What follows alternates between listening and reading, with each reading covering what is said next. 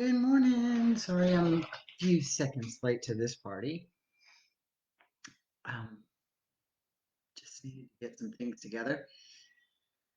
My coffee, for one, it's an important fact of life. I don't do really well. I'm Stacy. We are Loving My Veteran. So much going on. Today we're going to talk about some more about communication and some of the pitfalls that we can tend to get in when it comes to effective communication and how that kind of sets the tone. Before we do that, I need to say that this morning I am truly humbled and honored. My dear friends behind the service, do a podcast called Behind the Service Podcast. It is available on iTunes and all those other beautiful places that you get podcasts from. At some point and say, Stace, here's the rest of the places. You can go to their website, Behind the Service, um, their Facebook page, Behind the Service, and there's a link. And we're talking about in that interview just about where we go and how we navigate through this world we live in called PTSD. They have so much other stuff out there. We happen to be episode 13, so there are 12 others in front of us. They are truly amazing. Please go visit them as well. Coming up, website's been a total work in progress for us. We are hopefully will be done with that today. Um, Jeremy, our veteran contributor, will be doing a whole thing in his area is called dust off.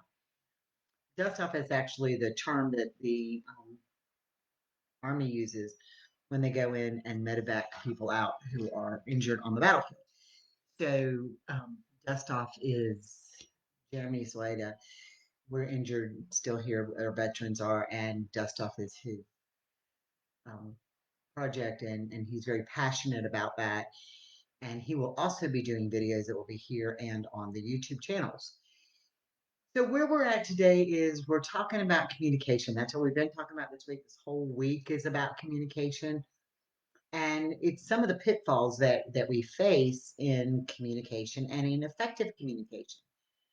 Um, and y'all just have no idea what the outpouring that we're getting comes from. So when we talk about communication, we have to be authentic. We have to be real. You can't, in the words of Carl, and he is full of information for me and one of my greatest resources. But his thing is don't sugarcoat. So be authentic. Um, and that's kind of one of the things that we have to do. You have to be authentic when you're having conversations. They have to be real. My dad used to say, don't beat around the bush. So be authentic in what you're saying to them and how you're just communicating, period. Sorry, because that's going to matter as you go through. We also have to follow what they call a no secrets rule. Now, there are times that they're not going to share or that we don't want to share either what's going on. And that's okay as long as you're like, I'm just not ready to talk about that right now. But the white lies, the secrets, the secret meetings, the stuff creates an issue. So if you're not genuinely ready to talk about something, just be honest and say, yeah, something's really bothering me today, but I need to talk about it later. You're not keeping a secret at that point. You're saying, yes, you're acknowledging that something is bothering you today or at that moment, but you're not ready to engage in that. And that's okay. You know, when they tell you, and I think that so many of us want to hear their specific stories that I just can't talk about that. They're not lying to you. They're not saying, I have some deep, dark secret that I'm not sharing with you. I've had an event in my past that has done this, that has helped create where I'm at, but I'm not ready to share those details. That's not a secret. That's just them being frank and honest and that they can and cannot go there. One of the women I talked to yesterday actually talked about how she'd worked so hard to get her veteran to open up. And then when he did, she didn't know how to process what she so when you're pushing that that I want to know everything, and when you're pushing that and that becomes your thing, be careful because you're going to have to process that too. So it is okay to communicate and not tell them things. You're not lying to them, but be honest and say, it's just something I can't talk about right now. And be prepared for the same thing to come back to you. It is super important that we do these things. Now I'm kind of looking at my notes here. Learning from the past. The past affects our present. It also affects our future. So it is hard to overcome some of the things in the past. And so don't expect that when you make these positive changes in your communication, that they're not going to throw up, well, you've always done it this way, or, um, but that's not what you used to say. So you have to be real in that expectation. You have to learn from those mistakes in the past. And you can acknowledge it and say, you're right, I did, but I'm not doing it today. And that's honest, but you have to learn from those mistakes. I am a big advocate of writing things down. So take some time and write down, really write down, hey, Courtney, really write down what worked. What worked for you? When you communicated well, what was everything that happened when you communicated well with your veteran at that moment? And then do the flip side. What did you do? Not you particularly, but what were the circumstances involved when y'all didn't communicate well? I mean, it is important that you learn from those paths. If something doesn't work, every single time you try to have a conversation and you end up in an explosion, that's not working. So why keep doing that? It doesn't work. Go back to thinking about the fact that I am like deathly allergic to iodine, which makes me deathly allergic to seafood, and I absolutely love seafood. Okay, but I'm not willing to go into respiratory arrest for a piece of shrimp, although there are days I could kill for one. But I'm not willing to go into respiratory arrest for a piece of shrimp. So why am I going to continue down a path saying I need that shrimp today if it's going to put me there? So if it's not working, don't keep using it. And we tend to beat our own heads into a wall saying, but this is supposed to, this is what the books say, this is what everybody says is supposed to work. Well, the books say a lot of things. People in support groups tell you a lot of things. There's a lot of treatment options out here. There's a lot of ways to deal with this kind of stuff. There's a lot of things. You've got to find what works for you. You are two individual people. You're bringing two sets of past into your lives and past experiences. What works for me may not work for you. But when you hear some of the stuff that I say works for me, and you may be like, God, I've never tried that. And we do. We get that way. I'm like, ooh, I should try that. And then when I find out that it works, I'm not the brightest bulb in the tree half the time. I don't always use what I know works. So that's kind of dumb on my part. So you have to make sure that you do that. Um, always think about communicating. It's okay to sit down with your partner and say, you know, there have been times that we communicate so well. And then there's times that we just kind of don't. How do we fix this? How do we communicate better? And when you engage and say to them, how do we together collectively communicate better? How are we going to communicate better? Now it becomes a partnership. It's so easy for us to step out and become that caregiver role we have to be and say, you're going to do this, you're going to do that. I know for us, and you know, I haven't hid this secret from anybody. I have some health things going on, and there are days that I just can't do certain things, or I'll get sidetracked and forget to take my medicine. And Carl is the very first person who comes in and says, "Babe, did you take your medicine today?" That's when he's stepping out of my partner role and becoming my caregiver role on those moments. But then once we're past that, he goes back to being my partner. So it's so easy for us to say, you need to do this and you need to do that. And then you want to get into having a conversation that matters. And so we sit there and we say, I need you to sit down and talk to me right now. You know, and my mom has always said this, Carl has said this, it's funny that I grit my teeth when I get mad, and it's a wonder I even have them because there are times I'm like, you need to do this, and just look at the how that comes across in your face. So I do that a lot. I'm trying not to. So you can't be that kind of demanding. It's a give and take, it's a give and take in everything. Because if you were told you have to do this just like this every minute, what are you going to do? Yeah. So we have to remember that. Um, Reward positive conversation.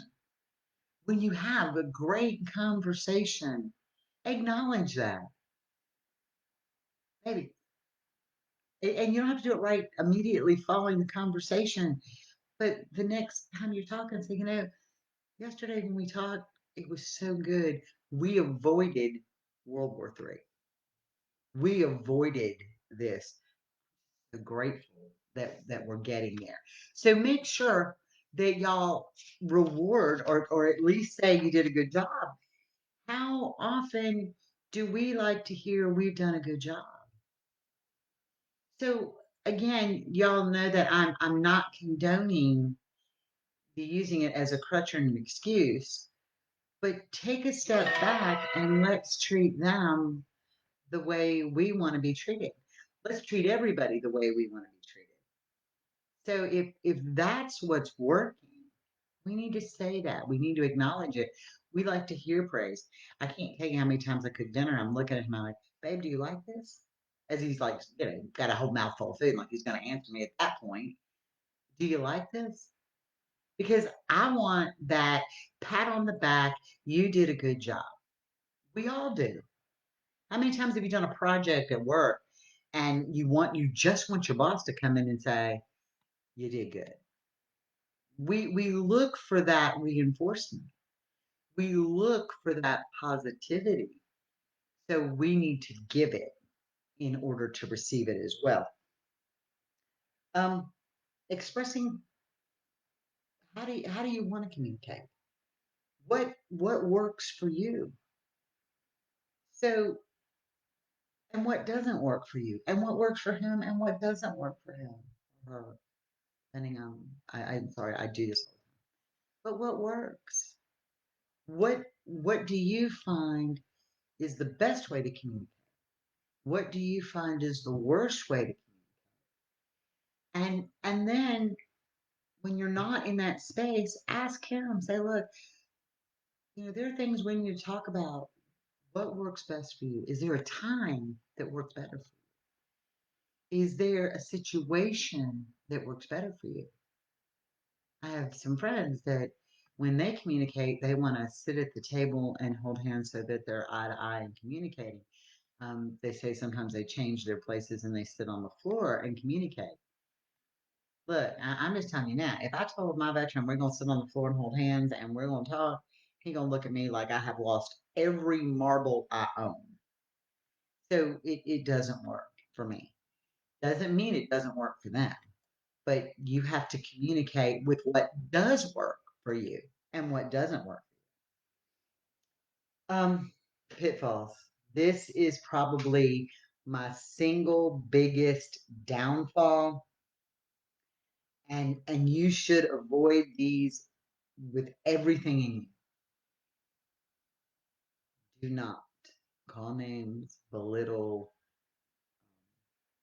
You're stupid. You're dumb. You're psycho. Um, you're fat. You're ugly, whatever. Don't do it. Turn it around and think for a minute.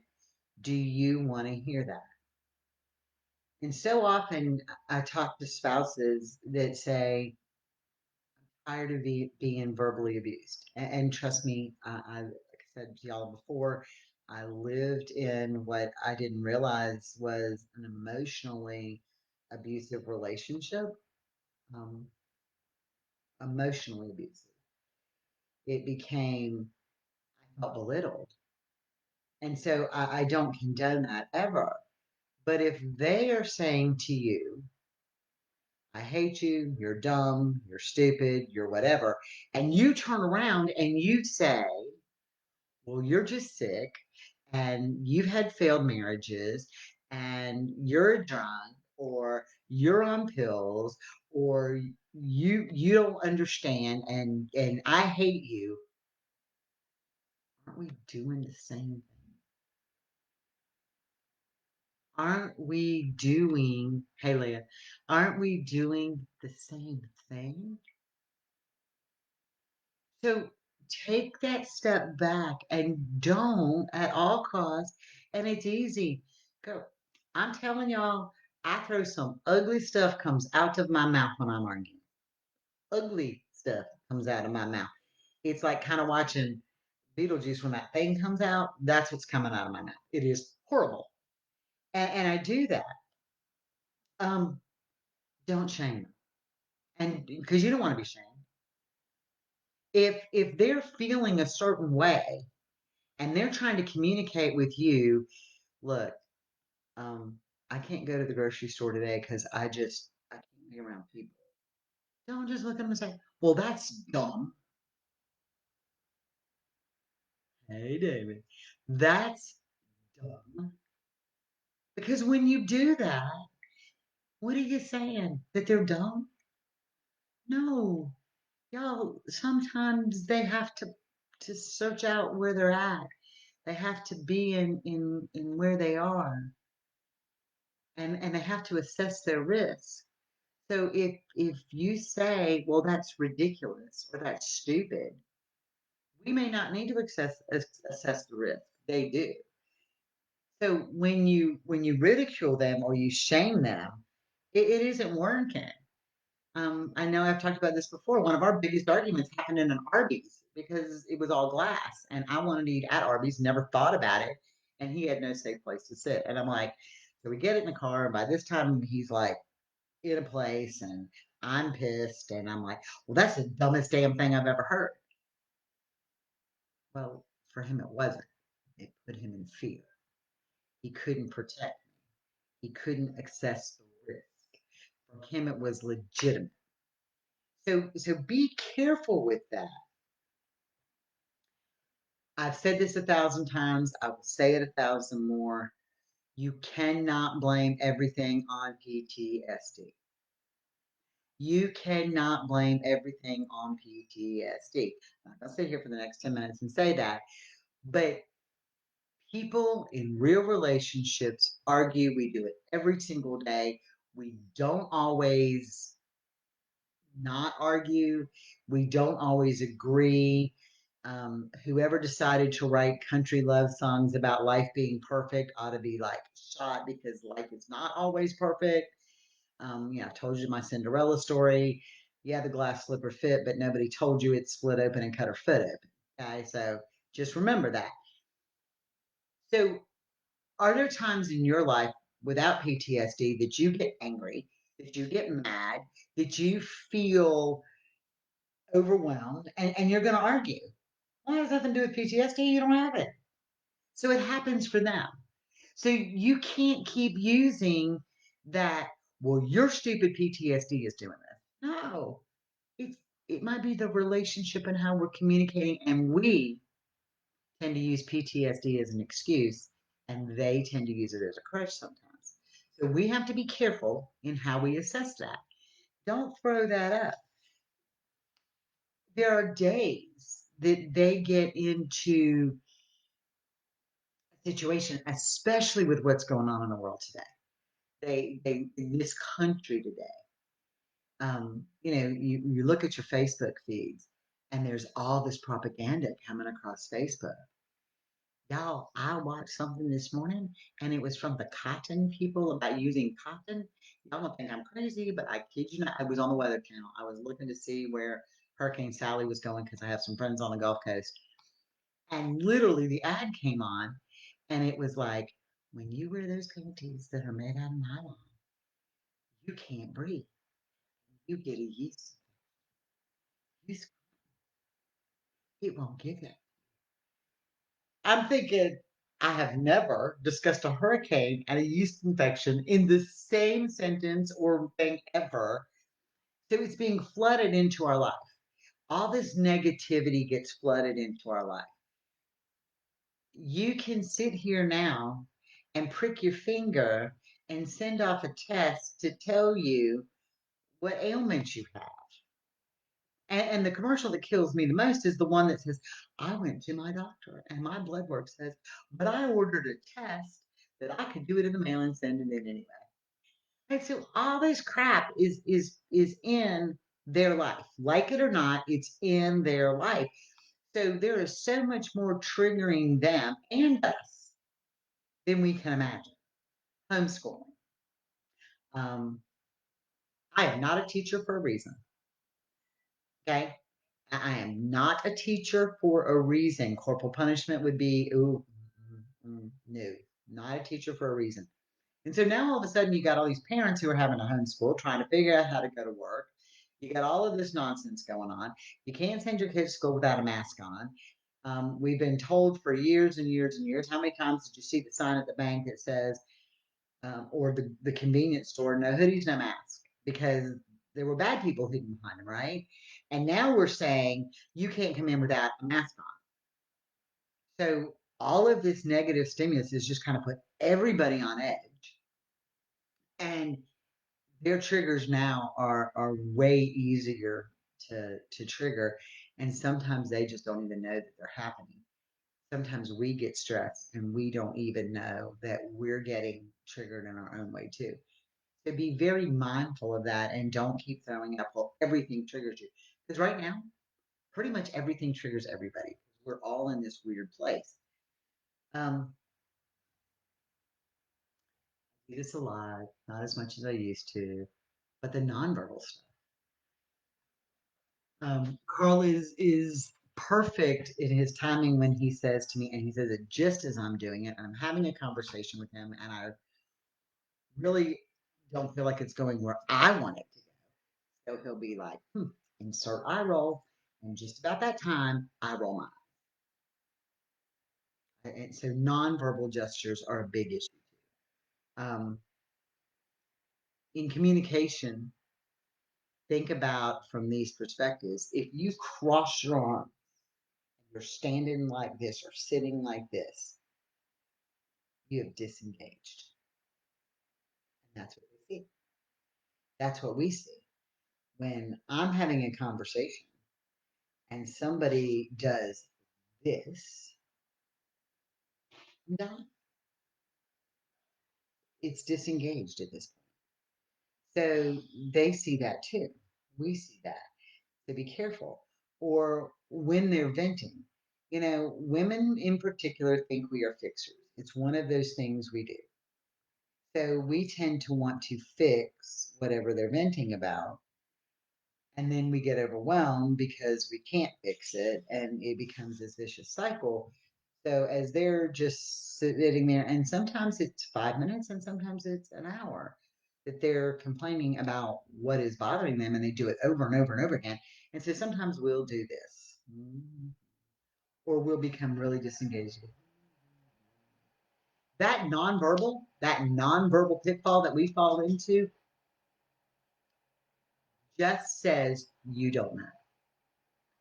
What you have to say doesn't matter. So in one breath, we tell them, open up, open up, open up, open up to us. We're here for you. Open up to us.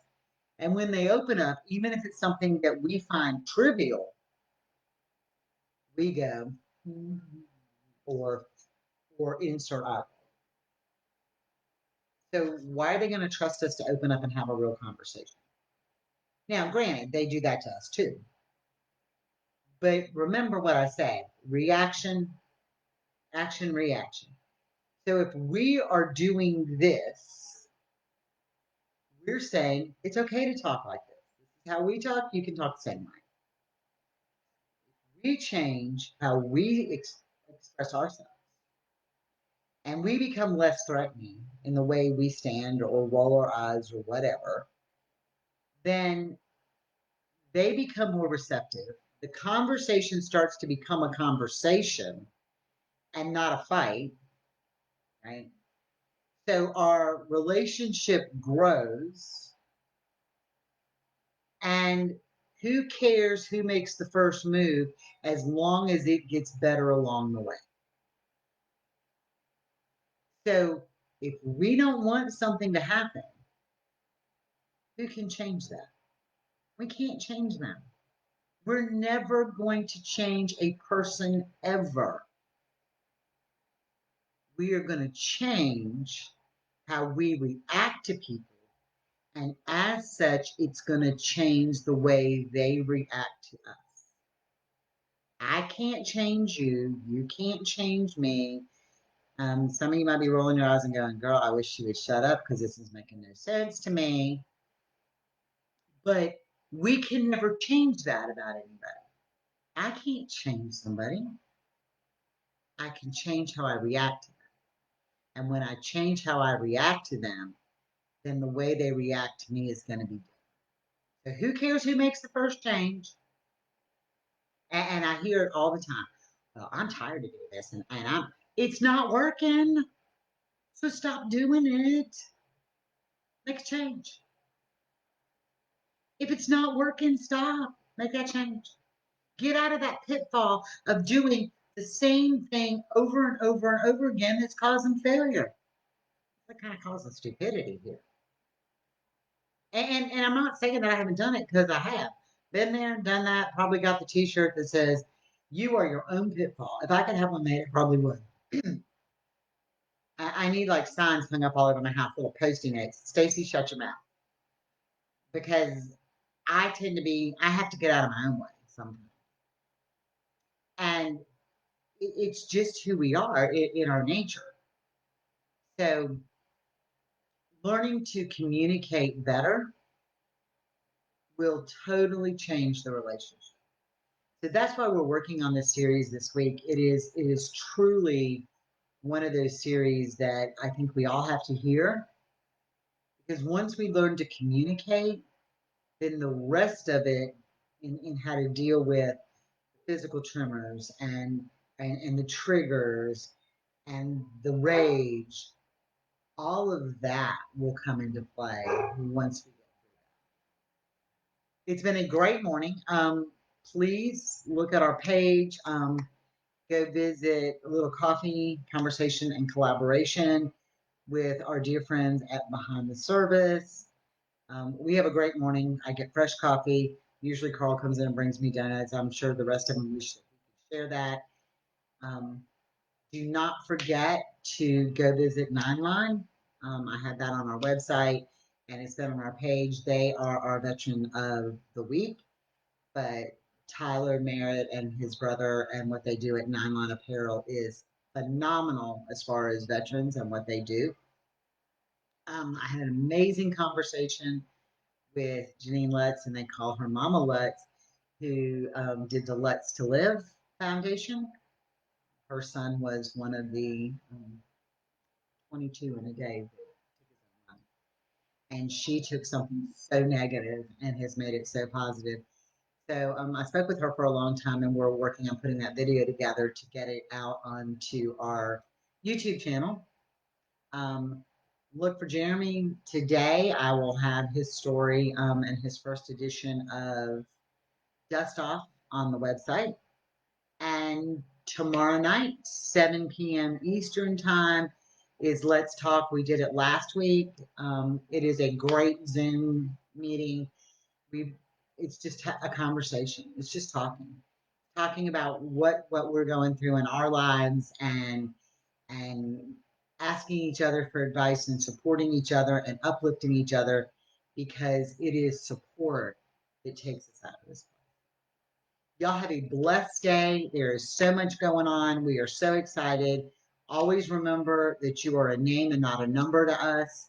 If you need us, reach out to us, and enjoy your day. And thanks for being here.